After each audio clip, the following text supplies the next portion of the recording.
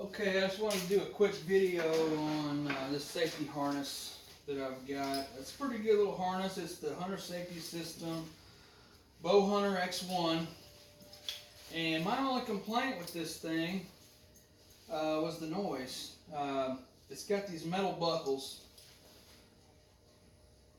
that you clip together, and it's metal on metal, so every step you take with this thing locked around, you know, if you walk in with it like I do, because I put it on the truck and I walk in with it on, it's less weight in my pack.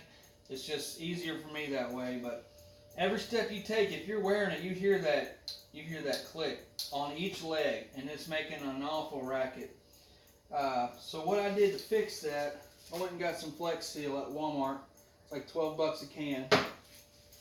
Stir it up and take your buckles, the male ends, and you dip them down in there up to that shoulder right there. You can see where I stopped. Right there at the shoulder, there's a line.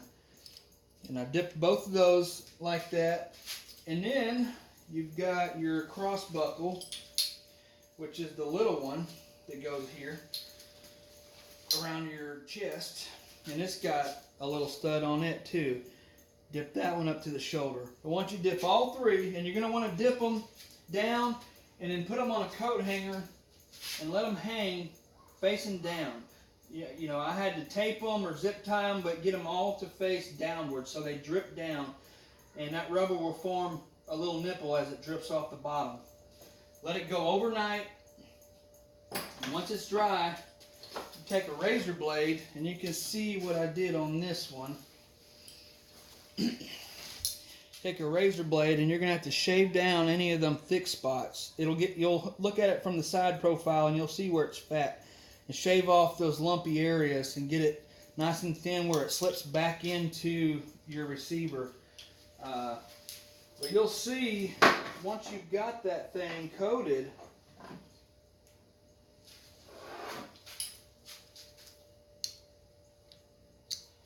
clicks in, no noise. You've got the little one here that goes around the waist or the chest. Same thing. Clips in, nada. You've now created a rubber barrier all the way around that stud, and there's nothing to click and clang. So that's what I did to fix it. You know, like I said, good harness. That was my only complaint, but I couldn't find anybody that was talking about it online in any of the forums. There weren't any threads. I did a search. I couldn't find any videos on it, so I figured I would just make one. But the Flex Seal solved my problem on that. If it wears off over a season or two of use, you know, no big deal. It's cheap enough. I just re-dip it, and I think that's going to solve that issue. So hope that helps somebody, and good luck to y'all this year. Okay, so I'm going to put this thing on, show y'all how it works. Slip it on, clip your chest belt, the leg belts.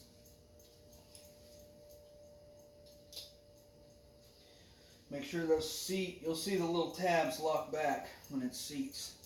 But, I mean, no noise. Yeah, jump up and down in this thing. No noise. So, it quieted it down, I mean, tenfold, and I'm happy with that. Another little mod, I don't know if y'all can see my little pocket I sewn on here, but I've got a slit in it. And I've got that stuffed with milkweed. I took an old t-shirt, some material, and sewed a square on it and cut a slit, and then sewed that seam up and stuffed that. I mean, you wouldn't think that's a lot in there, but there's enough milkweed in there to probably last a couple weeks of hunting. But just pull that out and let it go, and you can follow the wind currents with that. But I like that handy right there where I can just pull it out and I don't have to reach in my bag or anything. But anyway, thought y'all would enjoy a couple little mods I did to this thing to make it suit me a little better. And we'll see how we do this year with it. A couple other things I did forget to mention. One, after you dip these things, coat them in some bowstring wax or something that lubes them up so they slide in and out, because it is rubber, and if you've got it too thick, you're going to have a time getting it in there. So kind of lube that up a little bit, and you can see it slides in pretty good. So, but also this thing does double as a lineman's belt. It's got your loops on here, and this little rig I got from the traditional bow hunter, Jason Samkoviak, but this is static rope, 10 millimeter, ordered it online. I think I've got about a 7-foot piece here, but tie you a knot here, put a regular carabiner on this side. I got this wrapped with serving string, and then I've also got it covered with some heat shrink just to keep all these tag ends tight from coming undone. On this end, you've got a knot tied, which basically just keeps you from going off the end whenever you're leaning back. It's not going to let you go past that. And then you've got a locking carabiner on a Ropeman Ascender. This is a Wild Country Ropeman Ascender for uses with rope of, let's see, 10 to 13 millimeter. So I'm using 10 millimeter. It works great. But what you do, you take the locking side, lock it on, and that's your tag end. It comes off here. The open end, I throw it around the tree, come back to me, and lock yourself in. And what's good about this Ropeman is you can just pull slack and tighten yourself up as you need it. You're leaning back, you want to come closer to the tree, just pull yourself up. You want to go back, let some out. So it comes in pretty handy in versus, like a Prusik knot or something. But I'm going to experiment with this rope length. I've probably got a little too much. I don't plan on getting any huge trees with this, so that's kind of the system I'm using right now. And we'll use it this season and see how it works. So you got that. And then once I get up in the tree and set the stand, I believe this came with one of my hang-on tree stands. It might be a Primo's or something. I'm not sure, but this is your Tether.